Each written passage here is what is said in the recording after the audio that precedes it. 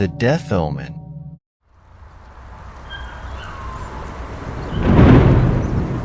Sarah had always been skeptical of the supernatural. Growing up in a small town where ghost stories were commonplace, she prided herself on her rationality. But when she began seeing the omens, she couldn't deny that something sinister was at play. It started one crisp autumn evening. Sarah was walking home from work, the sky painted in hues of orange and purple. She noticed a black cat perched on a fence, its eyes glowing eerily in the fading light. As she passed, it hissed and darted away. Sarah shrugged it off as a coincidence, but unease settled in her chest.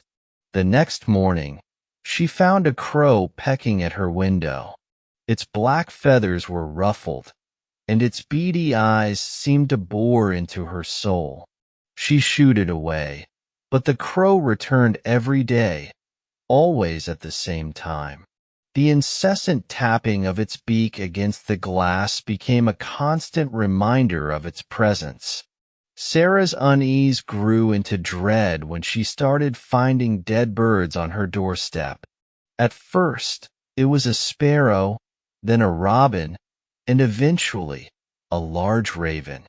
Each time, the birds were positioned as if they were looking directly at her. She couldn't ignore the pattern. Something was trying to send her a message.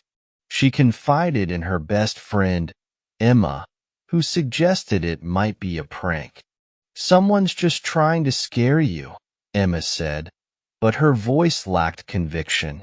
As the days passed, the omens became more frequent and disturbing. Sarah would glance in mirrors and see fleeting shadows behind her. She found strange symbols etched into her windowsill, symbols she later discovered were associated with death and the afterlife. Her dreams were plagued by visions of dark figures and endless voids. One night, she awoke to find her room filled with the scent of decay. She saw a pale figure standing at the foot of her bed, its hollow eyes staring at her. Paralyzed with fear, she could only watch as it raised a skeletal hand and pointed directly at her.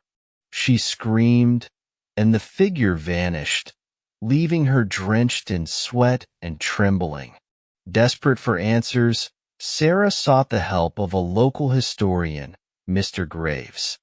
He was known for his knowledge of the town's dark history and the occult. When she recounted her experiences, he listened intently, his expression grave.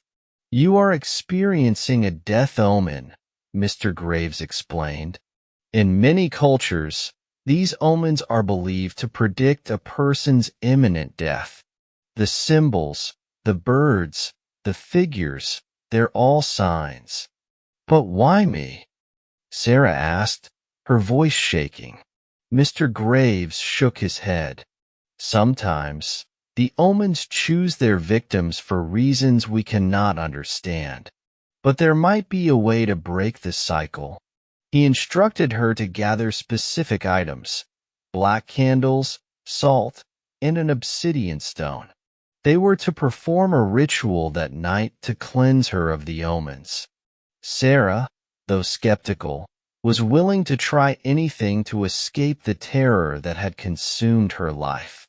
At midnight, they met at Mr. Graves' home, the room lit by the flickering black candles. The air was thick with the scent of burning herbs. Mr. Graves drew a circle of salt around Sarah and handed her the obsidian stone. "Hold it tightly and focus on banishing the omens," he instructed. He began chanting in a language Sarah didn't understand, the words echoing around them. As the ritual progressed, the temperature dropped and the room grew darker. Sarah's grip on the stone tightened as she felt an unseen force pressing against her. The shadows in the room writhed and twisted, and she could hear the faint whispers of the figures from her nightmares. Suddenly, the candles extinguished, plunging the room into darkness. A chilling wind blew through, scattering the salt circle. Sarah felt a cold hand on her shoulder and turned to see the pale figure from her bedroom, its hollow eyes inches from her face. "You cannot escape," it whispered, its voice like the rustling of dry leaves. "Your fate is sealed." With a surge of adrenaline, Sarah broke free from the figure's grasp and ran towards the door. Mr. Graves followed, shouting for her to stay in the circle, but it was too late. The room was engulfed in shadows, and the figures closed in around him.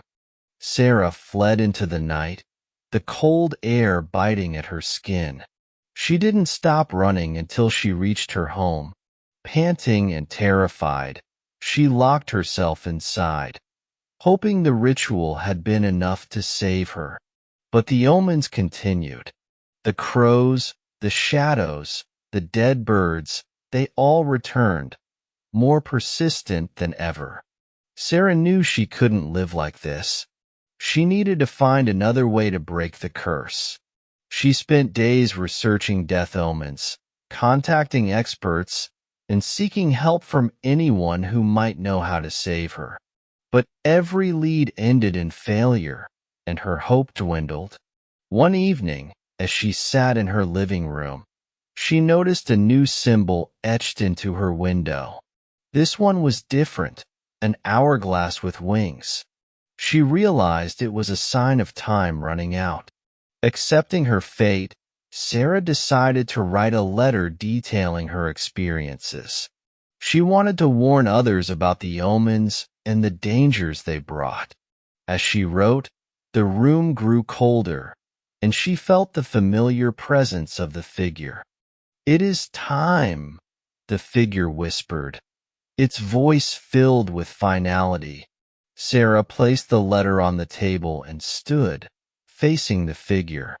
She was no longer afraid. "I won't run anymore," she said, her voice steady. The figure extended its hand, and Sarah took it. The room darkened, and the shadows closed in around her. She felt a strange sense of peace as the world faded to black. The next morning, Emma found Sarah's lifeless body in her living room, a serene expression on her face. The letter she had written lay beside her, a chilling account of the death omens. The town mourned Sarah's loss, but her letter became a cautionary tale. People spoke of the omens and the curse that had claimed her life. And though the shadows and the figures vanished with Sarah's passing, the memory of her terror lingered, a reminder of the unseen forces that lurk just beyond the veil of the living.